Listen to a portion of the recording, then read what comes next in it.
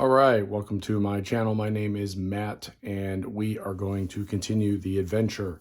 If you followed along with the last couple episodes, our heroes headed out into the swamp of Sithis from Barrowmoor, the halfling village. This here is the swamp. They decided to head out into the area expecting to find adventure and danger and hopefully wealth. Unfortunately, they stumbled upon a troll lair. Unfortunately, the death of 2 party members, and as well as 5 halflings, I believe. No, I'm sorry, 2 halflings. They were accompanied by 5. 2 of them were killed. So the remaining 2 members of the team, Urban and Hal, Urban the human thief and Hal the elven magic user, headed back into town with their tail between their legs, and only 3 of the 5 militia halflings. However, when we entered town again, we were joined by 2 more members, Sir Robert the ranger elf and Joseph the human bard. And now the group has decided to again attempt this now that the party has gained knowledge of exactly how to kill trolls. And they are well aware of the healing or regeneration, as it were, of the trolls, as well as the way to destroy them, which is, of course, burning the trolls. So we will rejoin the group back in town, where they will meet back up with Gregory and their 2 new members in an attempt to possibly acquire an additional bit of support for their adventure. So the first thing I think we need to figure out is the town willing to send more of their sons and daughters to fight this danger? So the band will approach Gregory and attempt to convince him to convince the council and see if he can get the town to allow another group of militia halflings to join them. I think this is probably unlikely. We'll see what happens.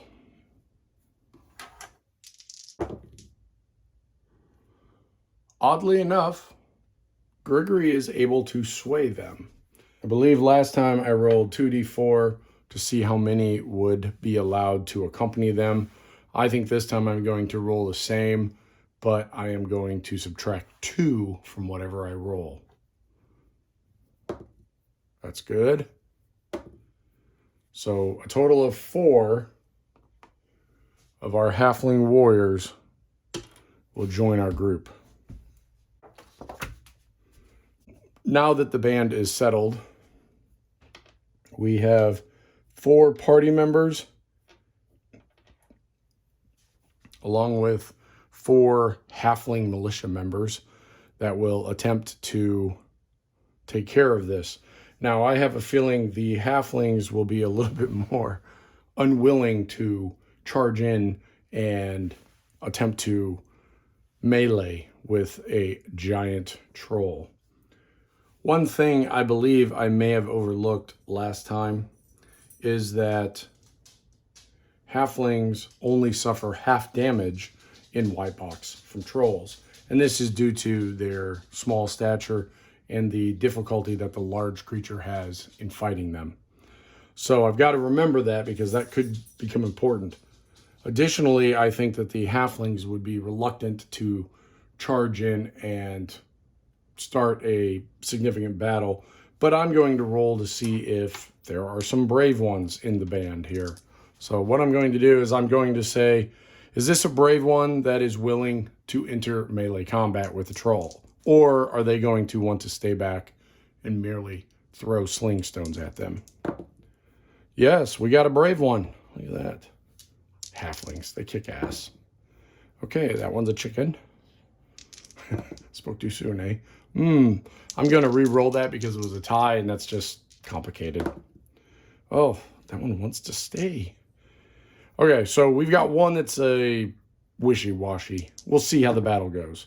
And one that is a definite no. So we've got 2 no's a yes, and a maybe. And what I'm going to do to designate that, I have these are plastic cubes that I think I got on Amazon. I'm going to label this one Brave because he's a true halfling. This one, I'm just going to put SS, not as in the German SS, but he's so-so. And then these two I'm just going to leave blank because they are not cool and warrant some sort of labeling. Now, I also think that the band, now that they are aware of the battle site, are going to plan a little bit better.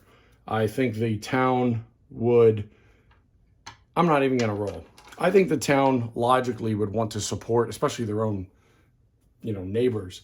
They're going to support them with some oil, torches. I think that even if it is daylight, the band would approach with torches so that they have fire readily available. This gets into where I start thinking a little bit like a player. Now, if you've played Dungeons and Dragons or role-playing games, there is always a level of creativity in which the players start to concoct grand schemes. And if you remember last time, our plan of attack was we were going to have some sling people up here, and they would go in here with the melee and try to take them out. So I think that they would try to come up with a little bit more crazy plan. So I'm approaching this as a player. And what I'm going to do is we've got one guy he's got a good wisdom, and Hal, she's got a good intelligence here. So what I'm going to do is I am going to roll once for each of them. I'm going to move this a little closer so I don't have to get on camera. You don't want to see my ugly head. I'm going to roll, and I'm going to see if perhaps they come up with a good plan. And I think also what I'm going to do is I'm going to roll once for each one of my halflings as well, because they're people too, right? They may have great ideas. So I'm going to start with, actually, you know what? I'm going to roll for everybody in the band. So this will be a 1 in 6, and then Hal will get a +1, and Joe will get a +1 because of their attribute bonuses. So Urban, he comes up with an idea. Let's see if Hal does not. Robert does not. In fact, Robert is over picking his nose. Joseph does not. So I'm going to roll once for each one of the halflings here. No. No. And then the other two. No. And no. All right. So just thinking out of the box here. If you were fighting something that was susceptible to fire, of course you're going to use flasks of oil and fire. You're going to use torches. Let's see if I can think of some interesting way. I've got a quick idea, and this is just me being a player. So for those of you that are watching this trying to get an idea on how to solo, one of the things that's really interesting, I'm going to do a little diatribe here and think about being a player. One of the cool things about being a player is you get to come up with harebrained, crazy ideas that then the DM has to determine if it's plausible, what the effects of the game are. And actually, as a DM, I also find that fantastically exciting because players come up with ideas that you as a DM, as you are creating the scenario, do not think of. The crazy idea I came up with is I want to see if this town has a good amount of oil. I think they might, but I'm going to leave it up to chance. Now, I've already said that the town's given them flasks of oil. I would assume that a medieval-ish town would have flasks of oil that they use to light their lanterns and things like that. I just think that that'd be a common thing to have. But my idea requires them to have larger amounts, like barrels of oil. Maybe just a couple, but barrels of oil. So I don't really know if that, we don't really know the economy and the resources of this town. So I'm just going to do a 50-50. And so I'm just going to use a straight roll, oracle roll. Again, if you are new to the channel, blue is always yes, red is always no, and whichever is high will be the answer to my question. So does this town have the resources available to provide multiple barrels of oil? yes. And not only is it a yes, that is a pretty strong yes. So I'm just going to arbitrate that and say that the town has enough oil that they could basically provide a couple barrels with ease. So my idea that I came up with as a player is we're going to take a wagon. Please excuse my two dogs. It is time for a walk. I wanted to try to squeeze a game in, and they are letting me know that they do not appreciate this. So my idea for this is that the town will provide, yeah, you like this? This is my very ultra cool modern way of storing some stuff here. So what I'm going to say is the town is going to provide a wagon, and that wagon is going to have, let's see how many.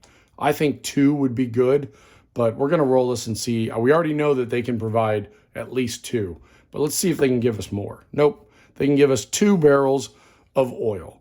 So what we're going to do is we're going to take a wagon, and this is kind of the overall plan. One of the members of our band will approach this at a particular time when everybody is ready. They will provide, or they will rush forward with a wagon, probably with those stout little tiny horses that you sometimes see in movies, you know, those little cute fluffy ones, but they're actual like horses. Anyway, I digress.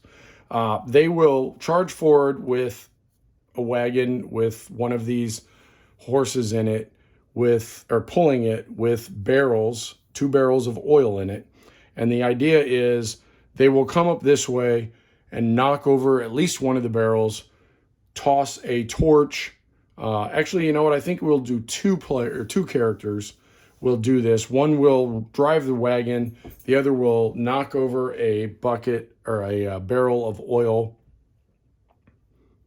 and then speed off, and maybe even we'll see where the trolls actually end up being. But the idea is to at least spill oil somewhere, start a large fire, if nothing else, to cause some confusion and dismay among these creatures that probably know that they're susceptible to fire. If they have the chance and the way the battlefield forms, maybe they can swing around this way and do the same thing with the other barrel. If not, they'll just dump both barrels. But the idea is to perhaps create a barrier or trap the trolls, or if they're lucky, maybe even spill the oil where the trolls are standing and use the oil on this wagon to cause a diversion or burn the trolls out. Okay, so this is going to be our wagon. Let's see. So this is how we're going to approach this. I'm going to determine where the trolls are in a bit and if they're all there. But this is what I'm thinking right now. These 2 are our chickens. They will stand back and lob stones. I think our brave halfling will agree to ride in the wagon. Our so-so gentleman here, I think, is going to be with Hal. And I think their plan will be similar to the last one, where she will use a light spell, which is her only spell, unfortunately, to cause a diversion and blind the troll to, gain a little bit of advantage over them. I think our other heroes, I think Urban is going to attempt to sneak up this way, and I may even, depending on how the battlefield forms, he may try to sneak to get a back attack. I think our 2 heroes here, I think they're going to start up on top, and I think everybody would be on top of this ridge to begin with, and then they'll slide down this cliff, or it's probably just a ridge. They'll slide down the ridge, charge across just as these guys are coming, and try to, close in together, cause a large fire, and cause chaos, and hopefully kill Jim and Lucy. So that's Jim and Lucy. Jim and Lucy, last time we determined that Jim had 18 And I'm going to put them over here. You guys like that? I made some fancy little cards. I don't think you got enough light to see that. Just an old school photo. This is just the data straight from the white box book. I just made it so that I had something cool to put on the table. Hope you like it. All right, move my dice around here. This is to track my hit points. I do need to determine the health and armor class and all of that for my Halfling Militia. So last time I said that they had an AC of 12. Their weapons did D6. And then, let's see, I know what these are, but hey, whatever. And then for the Halflings, we just rolled D6s for hit points. So we will do that. And we've got a total of 4. So first we're going to go with our brave one. Oh, yeah. And he gets 5 hit points. Then Mr. So-So. Well, that explains why he's so-so. And then our 2 that are going to be lobbing stones. Well, let's see how this goes because they're not doing very well. All right, so this is Mr. Brave. This is So-So. And then these 2 are just the sling folks. Maybe they'll go rush out into combat. Maybe they'll become brave. All right, that's terrible writing. I know, I'm doing excellent here. All right, so now we got to determine the situation. Hold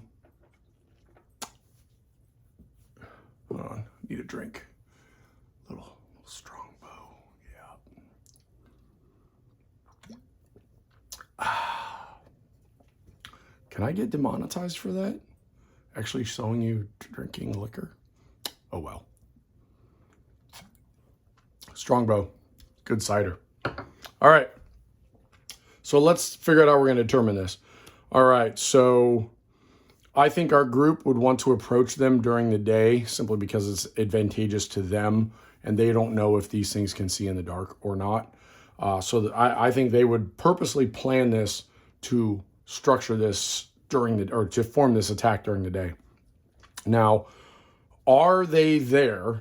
Or no, let's rephrase that. Is at least one of the trolls there? And this is their lair. Oh my goodness. Yes. So at least one of them is there. All right. So now are both of them there? No. So one of them is there. All right, let's do this really quick. This will be Jim and this is Lucy. Which one is there? So Lucy is there. Wow, you guys are cruel. You're going to kill his girlfriend. All right. So Lucy is there. Let's try another oracle here. Is Jim close enough that when the battle starts, he will hear it and come running? Yes. All right, so then the next question becomes,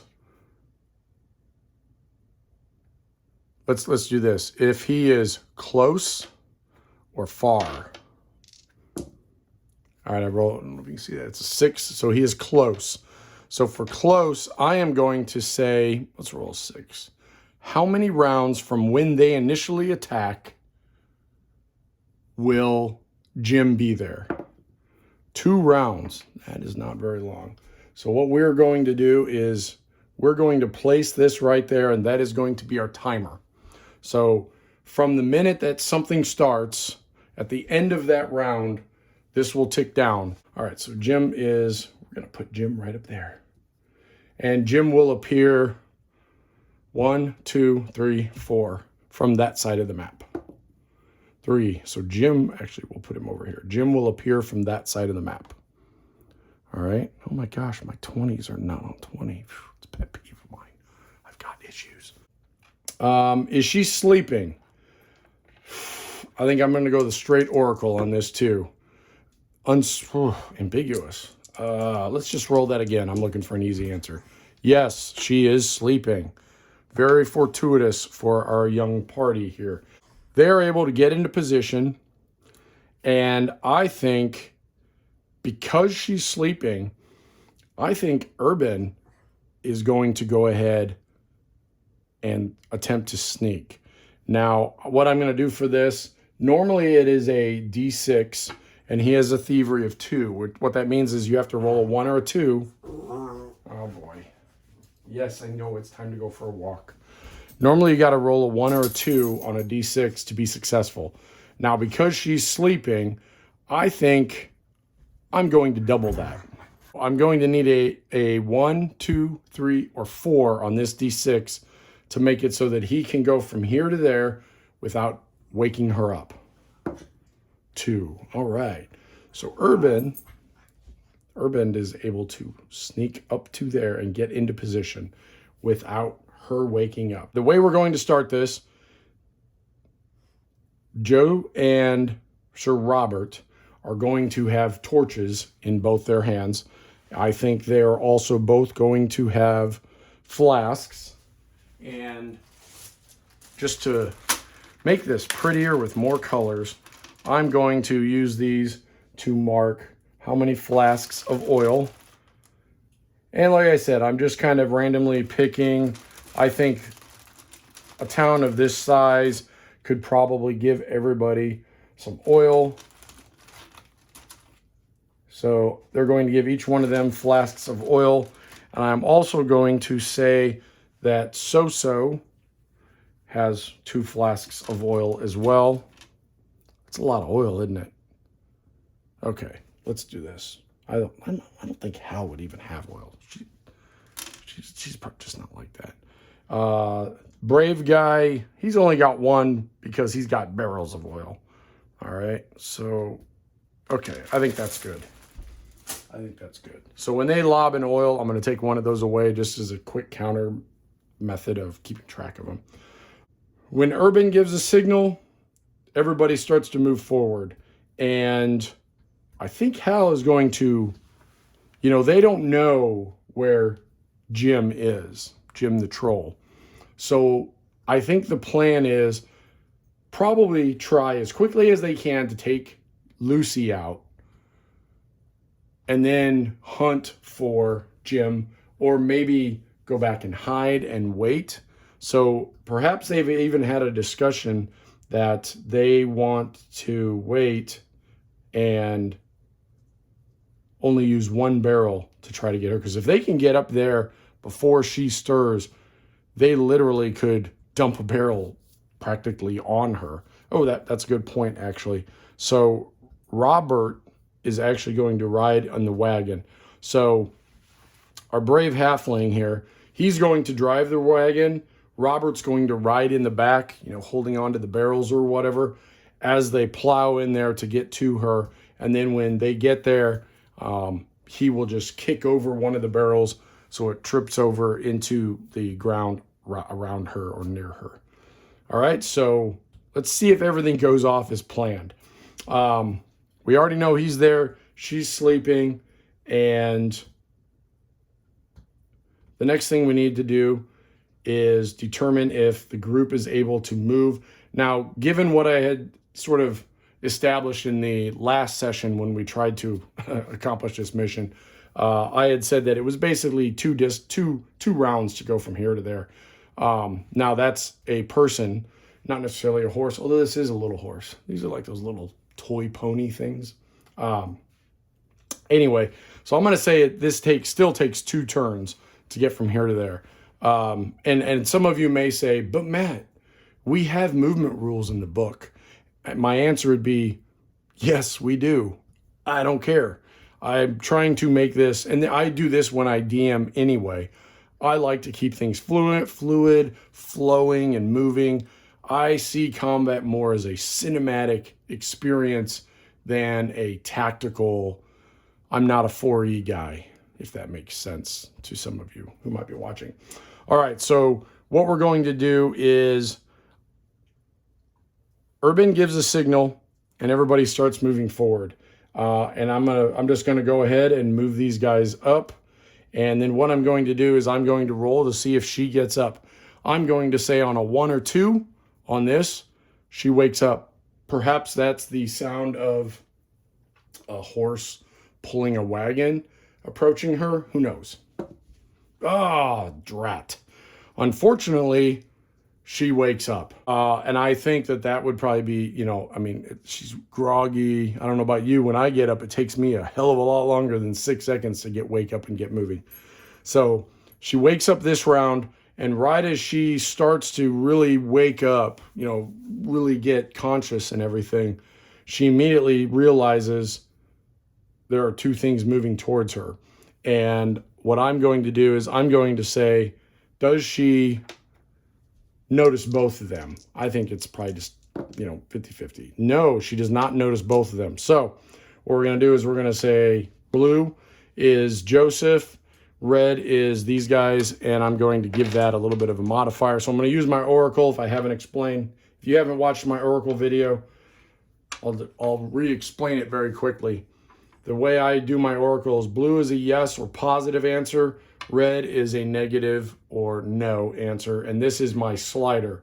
Whichever way I slide it is sort of tipping the scales in that direction. I'm saying that this side, this answer, a negative answer, is more likely. Or in this case, I'm saying if this die is high, she notices Joseph. If this side is high, she notices the wagon. And because a wagon makes a lot of noise, there's a horse pulling a wooden wagon, a little halfling on there whipping the horses or the horse, and you know, yeah, and a wagon barreling down on her. I think it's more likely that she notices them. So that's how I'm determining this. Oh, and she notices Joseph for some odd reason. She hops up, and by this time, Joseph is right in her face. So these guys are able to get close enough to her to, and you know what, now that I think about it, all right, if I was playing on the table, I'd be like, oh, you already moved. But maybe Joseph is yelling and screaming, you know, as he's running towards her. And so she stands up, faces them, and the plan actually comes to fruition. So the brave halfling, I really need to give him a name, is able to pull up the wagon. Maybe he doesn't stop. Maybe he just slows long enough. But Robert, I couldn't remember who was on the wagon. Robert is going to attempt to kick that over. And to do that, I am going to just use a D6 again. Robert gets a +1. That's actually on his strength. That's actually why he's on that wagon. So he's knocking over a wagon. I don't necessarily think this is an actual 2-hit. Let's see. Is he going to actually try to get the oil on her? Let's see if he's close enough, first of all. Is he close enough to try to get the oil right on her? No. So he's just going to try to get it in the area around her. So tipping over a wagon. He's got a +1 strength, which in white box means he's pretty damn strong. I think it means he's got a 15, 16, or 15 to 18, if I remember right. You know what? This is going to be permanent on YouTube, so I probably should look, Yeah, I was right. It's almost like I know the rules. 15 to 18 means he's pretty strong. He's got exceptional strength. So what I'm going to say is I think this is a fairly easy task for him. He's just knocking over the barrel to spill onto the ground on one side. And he's got a +1. So I'm basically going to say that he needs a 1 through 4 to knock it over completely out of the wagon and spill out all over the ground on that side of the wagon. 3. So he does it successfully. And I don't think the brave halfling is all that brave. So I think he would continue on. So they dump over this barrel of oil onto the ground, and they continue on a little bit. And I think logically, she would probably notice now. And the oil is spilled there. And let's see, let's do another oracle. Does the oil spill enough to facilitate it actually spilling into where she stands? Ambiguous. So I'm going to say that that is very close to her. You know what I think I'm going to do? I'm going to actually do this. So I think that's kind of what we were hoping would happen. So that area right there is oil.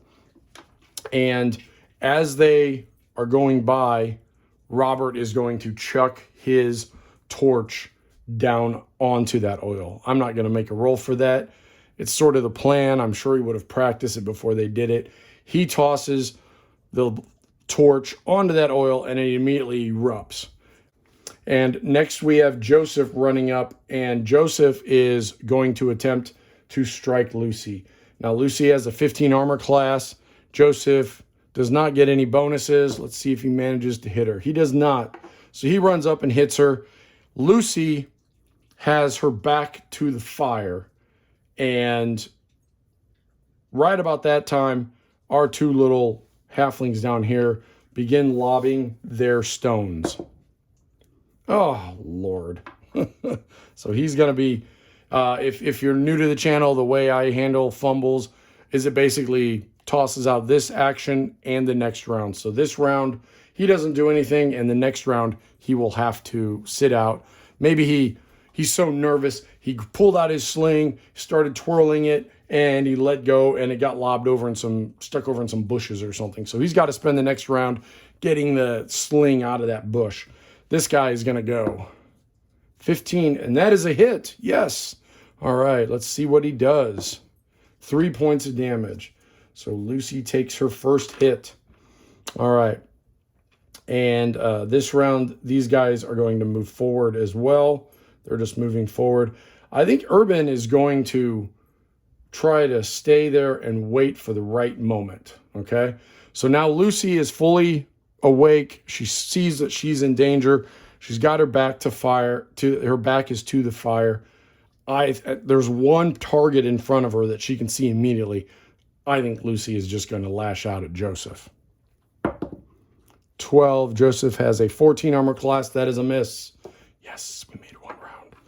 All right, so that is everybody. So next round. So this is going to tick down to 1. Oof, it's not a lot of time, is it? Could have been so much longer. All right, so the next round, we're going to roll for initiative. I always roll initiative, just straight D6. Good guys, that's us, the heroes, is the blue die, and the bad guys are the red die. And she wins initiative. She lashes out. She's angry now. She sees fire. She realizes what danger she's in. And, of course, she's probably looking around going, Jim, where the hell are you, Jim? Typical male, never around when I need him, or whatever troll women complain about. So she's going to try to hack at, she's just going to take a big swing at Joseph again. Oh, look at that crap. Aren't we lucky? All right. So the way I'm doing healing is she took the damage during the last round. I say it takes a full round to heal that damage back. So she will get her 3 hit points of regeneration back at the end of this round. So in between this next round. All right. So now it's our guy's turn. So let's see. What would the horsemen do?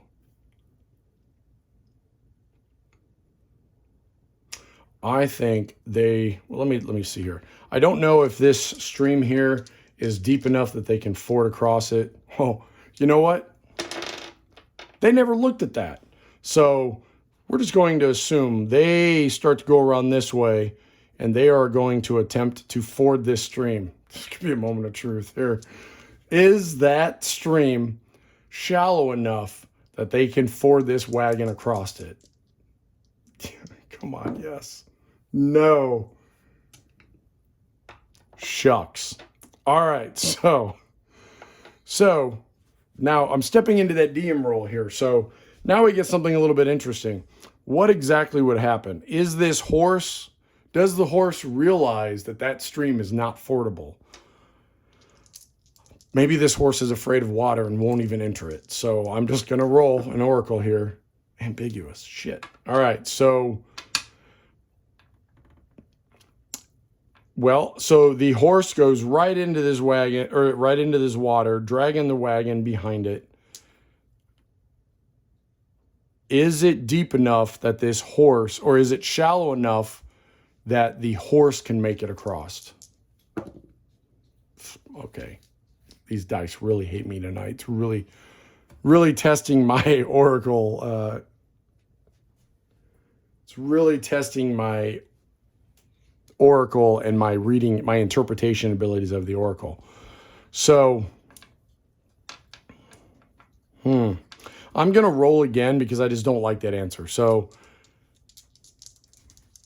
the horse, is it shallow enough that the horse can make it across the stream? Okay. No. All right. Well, you've seen Hollywood films.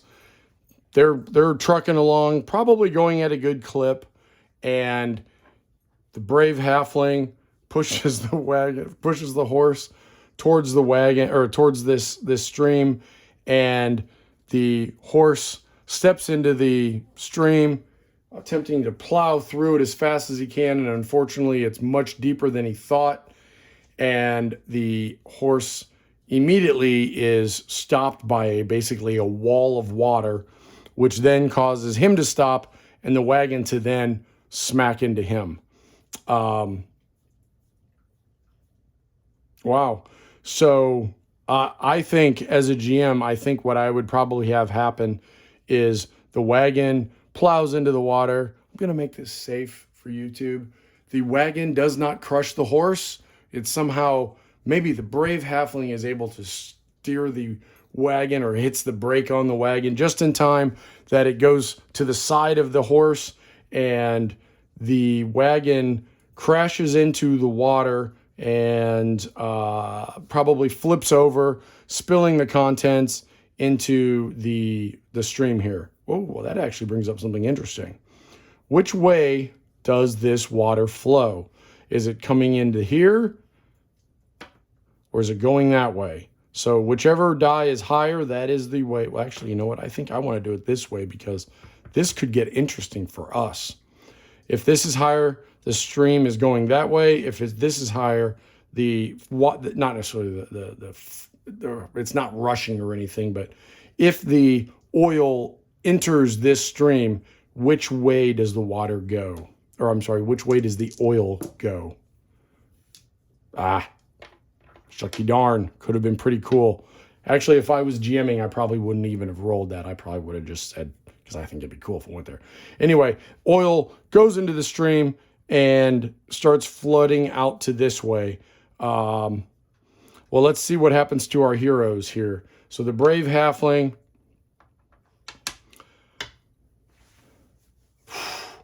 let's see. I think he's, you know what? I'm not even going to roll those. Let's see. Does he get hurt flying out of the wagon? I think he probably would, but let's see. No, he does not. So perhaps he saw what was about to happen. Maybe he's an acrobat. Maybe he's got a 2nd edition Dungeons and Dragons acrobat class. He goes flying from the wagon and ends up somewhere over here, probably scratched up and bruised, but no worse for wear. All right, so now Sir Robert. Sir Robert gets chucked from the wagon. Does he get injured falling, or does he get injured flying off of this wagon? Oh, ambiguous. I'm going to read that as a no. We are extremely lucky. Both of our heroes end off over to the side here. Last thing I'm going to check is, you know what? I'm not even going to roll for it just because I want it to happen, because I think it'd be cool. So as Robert flies off of this wagon, he drops his torch. You know, probably screams like a little girl and drops his torch. Torch lands in this water, and basically all of that oil that was spilling out into here erupts into flame. So now we have a nice big flame up in here. All of this is on fire, and we also have a fire right there right now. All right, so now let's resolve everybody else's actions. Joseph is going to attempt to hit Lucy again. Oh, you know what? I forgot. Lucy is now at full hit points. Joseph tries to hit her again. He misses. Lucy rolled a 1, so she does not get it. Oh, wait, sorry. I got to finish the rest of the party here. I think, you know, I think they're going to move up. And I think they're going to actually attempt to join this combat. I think Mr. So-So could be his death sentence here, but I think Mr. So-So he's caught up in the action, and I think he's going to attempt to strike Lucy as well. Hey, look at that guy. 6 points. Man, I tell you what, these halflings kick butt when they actually hit. All right. So Hal, you know, I think everybody's kind of caught up in the action. I think Hal is going to try to whack her with her staff. So they can all fit up in here. They've got her pinned up against that fire. Hal is going to miss. Okay, so Hal misses. This guy gets his sling back, but he can't do any other actions this round. This halfling is going to lob a stone there. Almost an 18 and misses. All right, so Lucy lost her turn, so she does not get an action. However, at the end of this round, she does gain her 3 hit points back. So now this goes to 0. So at the end of the round, Jim is going to make an appearance here on the map. All right, so let's do initiative. Good guys and Lucy. Damn it, Lucy wins. Lucy is going to... She is going to try to strike Jim. I think Jim has leather armor. Or no, I'm sorry. Jim has chain. He probably is carrying a sword. He probably looks like the most formidable foe. You've got this female elf carrying a staff, and you got a puny little halfling. So she's going to try to take out Joseph. And that is a 12 against his armor class 14. Misses. All right, now on to the group. These guys, I'm just going to say they're not doing anything this round. They're basically getting themselves up, checking their bones, making sure they're not wounded too much, shaking the dust off, and kind of getting back into things. And let's go to our so-so halfling. And that is a miss. Joseph will attempt to hit again. 17, that is a hit. Come on, Joseph. 4. Takes her down to 13. We're slowly getting her down here. Hal will attempt to hit her again with her. Oh, look at that. Hal hits with the staff. Damn it. All right, and both halflings down here can attempt to hit. One is a miss, the other a miss. Man, I think...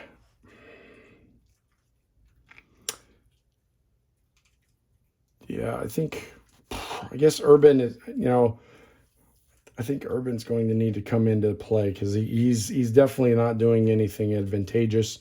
I think he would feel the need that he's got to get into the combat.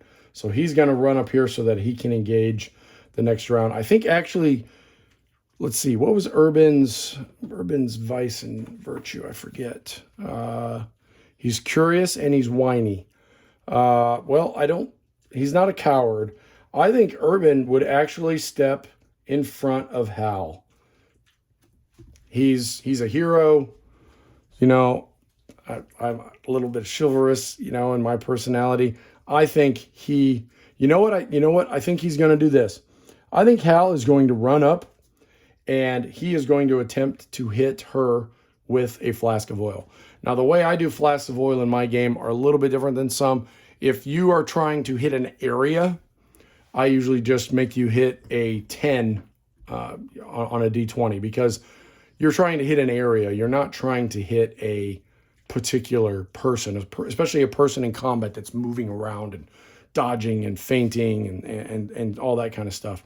So he's going to try to throw the oil at her feet. He's not trying to hit her. If he was trying to hit her, I would make him still try to hit the regular armor class. I might give him a +2 depending on how I'm feeling at the time. I keep my rules kind of fluid. But so he's going to try to throw a flask at her feet. And he rolled a 13, so that's a hit.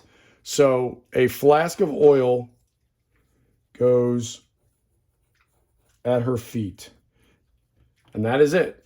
Now the reason he's doing that is, if you remember, all of them had torches. I would say Urban didn't because he was sneaking up there, but everybody else has torches. All right, so at that moment, Jim walks onto the map, and he sees his lovely little troll lady getting attacked, and that just won't sit well. And I am going to stop it right there. We'll have a nice little interlude. I'm going to make the next part another video because this is already, I'm looking at running close to 40 minutes or so. We will end right there with Jim stepping onto the battlefield and roaring a challenge because his girlfriend is getting attacked. All right, thank you for watching. Come back to find out if anyone survives this mess. We've gotten Lucy down to about half her hit points, and we'll see what happens next time. Thanks for watching, everybody.